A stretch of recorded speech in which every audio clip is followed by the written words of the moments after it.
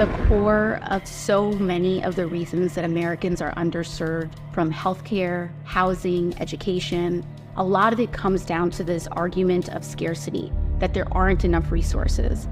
Meanwhile, we have this massive part of the US budget that is completely unaccountable, that has not passed an audit ever. And you suddenly start to question why that is. Well, lobbyists have a presence in Washington, D.C., and that's how this place works. They write out big contributions to individual members of Congress.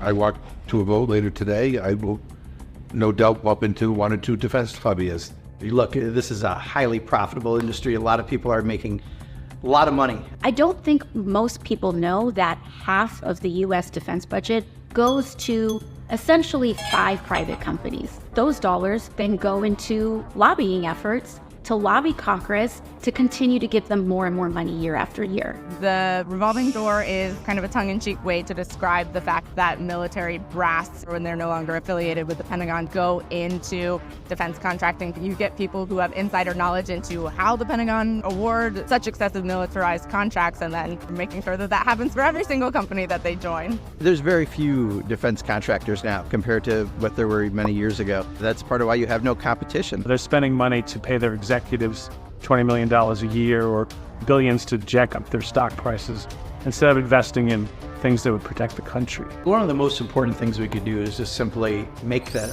Pentagon pass an audit. The budgets that we give to teachers, they have to track down how much they spend on pencils. It's really odd that they are kind of singled out for not having to be fiscally responsible. And in one case, they found a whole warehouse of over $100 million worth of aircraft parts that they didn't even know existed. The most recent class of aircraft carrier, the toilets get clogged. You literally have to flush $400,000 worth of acids. That is the definition of flushing money down the toilet. Right now, there's no consequences. Pentagon fails an audit, nothing happens. We increase funding for the Pentagon. We're probably going to hit the amazing number of $1 trillion. Trillion is something you can't even fathom. There's nothing any of us own that has $1 trillion in it. Excessive military spending, and in many cases just grossly wasteful military spending, has not improved the quality of life for the vast majority of people in this country. A small fraction of that money would keep every child out of poverty. The fact that we have 40 million people who don't know when their next meal is going to come from, I find offensive. The most important message is not to give up hope. But we need people to rise up and say, look, your priorities are all screwed up, Congress.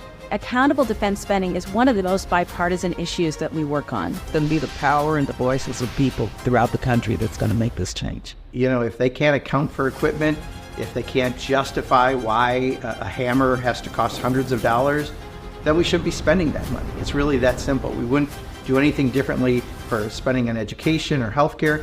Why should we for the Department of Defense?